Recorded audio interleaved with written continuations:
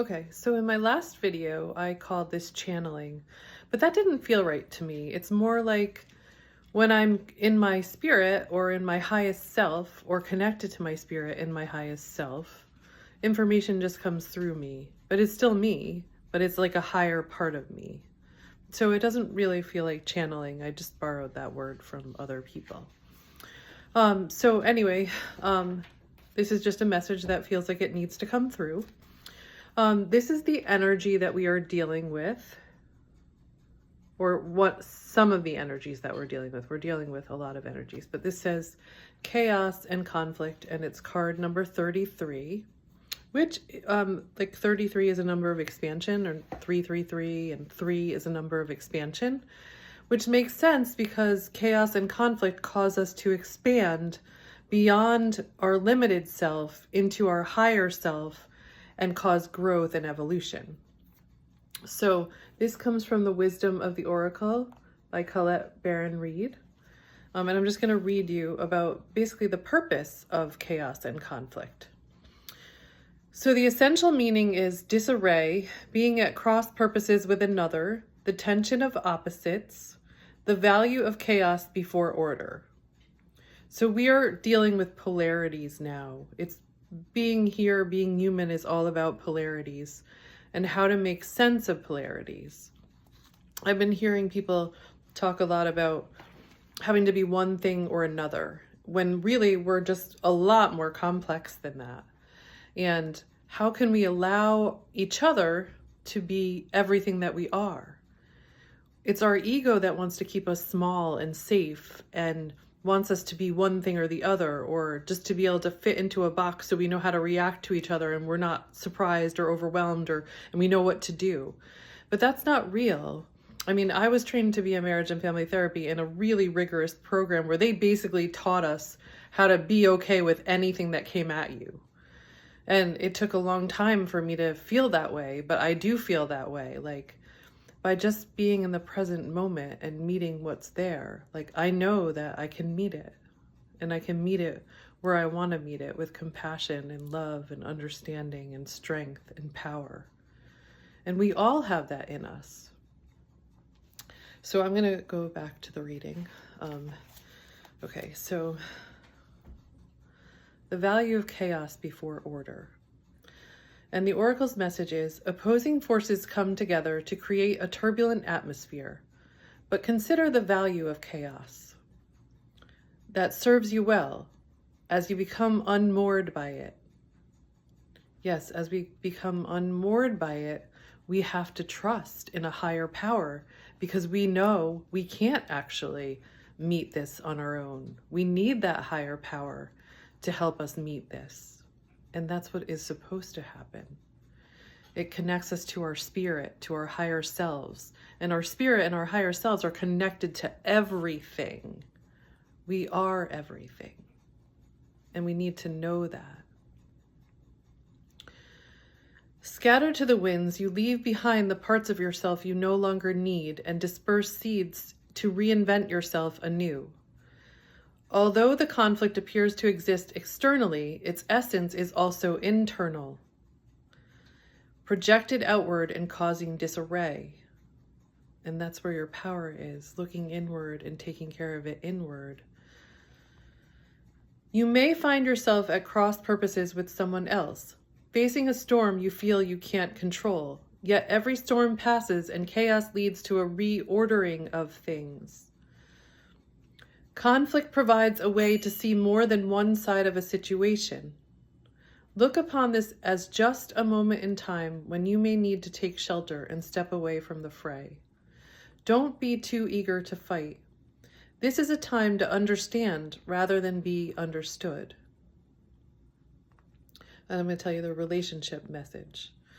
Stubbornness is keeping you in a state of opposition. The incessant need to be right will only serve to prolong the conflict that deep down you want to be resolved. This is an opportune moment to learn about your values, your sense of self, what's really important to you.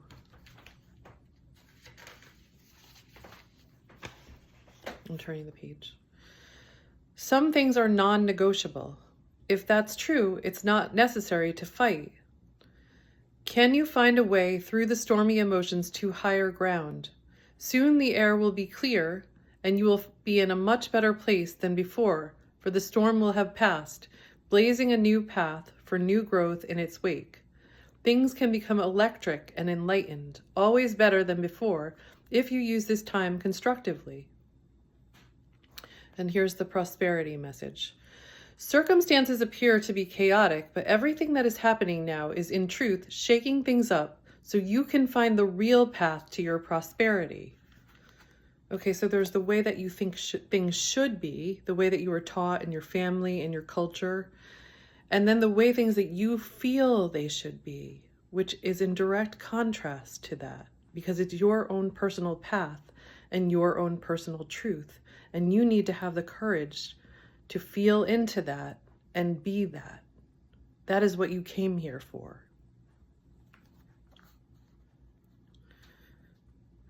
Okay. Yes, it's a stormy time and it feels as if there are opposing forces wherever you turn. Be reassured that there is divine purpose in this chaos. Everything that doesn't work is being taken from you, so the truest parts of yourself remain. The events occurring now are essential for your ultimate prosperity. This chaos is divinely inspired, even though it doesn't appear that way now. In time, you will know this to be true. And there's a protection message. That's usually when the card is upside down. So I don't know if this one applies or not, but maybe it applies to you. So I'm just going to read it. This is an advantageous moment to restore order and recognize the opportunity for negotiation. Even in the seeming chaos, there is a kind of divine order, a complete resorting of elements. This is powerful.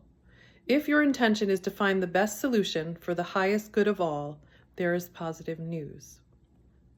The timing is perfect.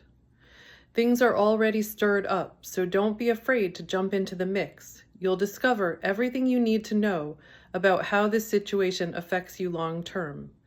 Be present in the eye of chaos. This moment is valuable. Don't waste it. So meet everything that comes up in you. Don't push it down. Don't deny it. Don't reject it. Meet it. What is it that's rising up in you that you need to look at and acknowledge and validate? It's only a part of you. It's not all of you. Acknowledge it, validate it, care for it, allow it to settle in and become integrated.